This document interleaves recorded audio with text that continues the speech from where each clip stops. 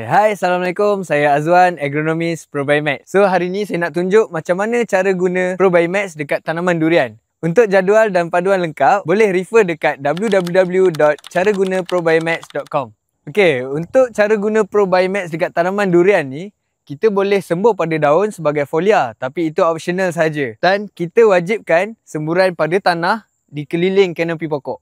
Untuk pokok durian yang berusia 3 tahun ke bawah, kita guna 100 ml untuk 20 liter air. Tapi sekarang kita berada dekat pokok durian yang dah berusia lebih 3 tahun. So, kita akan gunakan 200 ml dalam 20 liter air. Untuk 20 liter air yang kita dah bancuh dengan ProBioMax tadi, kita boleh cover anggaran dalam 10 hingga 15 pokok. Tapi itu bergantung pada cara semburan anda sendiri. Okay, so sekarang saya akan tunjukkan macam mana nak bancuh ProBioMax dengan betul.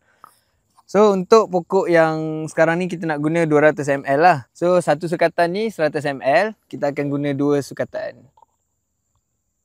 So, kita masukkan dulu ProBioMax dalam bekas yang berasingan. Okay, so 200 ml. Kemudian, kita akan masukkan air. Okey, sebab apa kita bancuh dalam bekas yang berasingan? Sebab kita tak nak dia tersumbat dalam pam lah.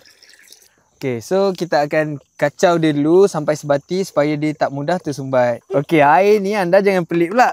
Sebab kita nak buat video, jadi kita tadah dulu awal-awal. Okey, untuk penggunaan air, seeloknya kita guna air yang tak ada klorin lah. Macam air sungai, air perigi, air hujan, air boring. Tapi katalah anda dah tak ada sumber air yang tak ada klorin. Anda nak guna air paip je yang ada.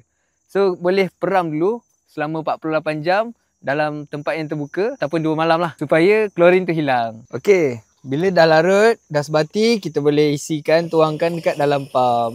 So, nanti akan ada serdak-serdak dia ni. Tapi kita jangan buang pula. Kita boleh gunakan tabur dekat pangkal pokok ni.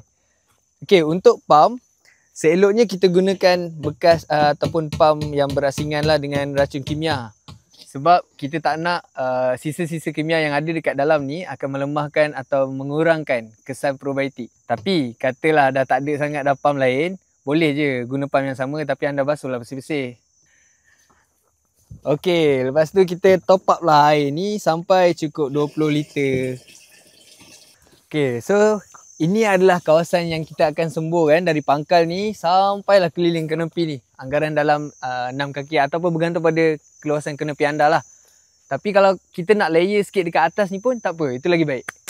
Okay, untuk semburan pada tanah ni atau pada pangkal pokok ni, kita kena ambil kat sini dan keliling kanopi.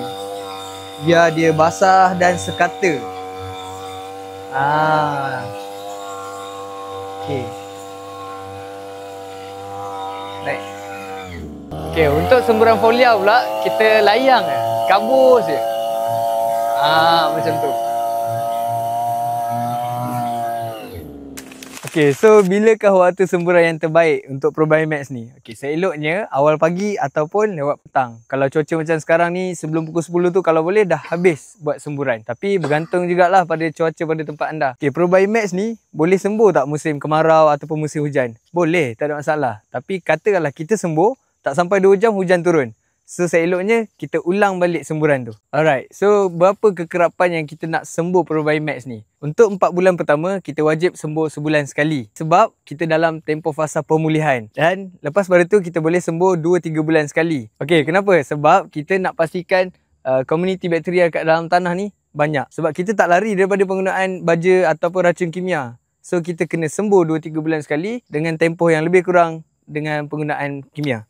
Okay, so ni satu lagi soalan yang kita biasa terima lah. Rumput macam mana? Okay, so kalau rumput tu pendek-pendek macam ni je, kita boleh terus sembuh. Tapi kalau rumput tu dah paras lutut, rumput dah macam semak. So elok kita mesin ataupun kita racun dulu. And then selang 7 hari, baru kita apply ProBioMax. Okay, yang paling penting sekali, ProBioMax ni jangan kita campurkan dengan baja ataupun folia lain. Okay, untuk penjarakan seeloknya 7 hari. Sebelum ataupun selepas penggunaan baja atau racun kimia. Tapi kita sarankan kita apply ProBioMax selepas kita buat semburan kimia. Sebab apa? Kita tak nak probiotik dalam ProBioMax ni terganggu. So, kalau ada sebarang permasalahan ataupun anda tak jelas, boleh tanya kita dekat dalam grup WhatsApp support. So, saya sendiri dan tim agronomis akan jawab soalan anda. Assalamualaikum.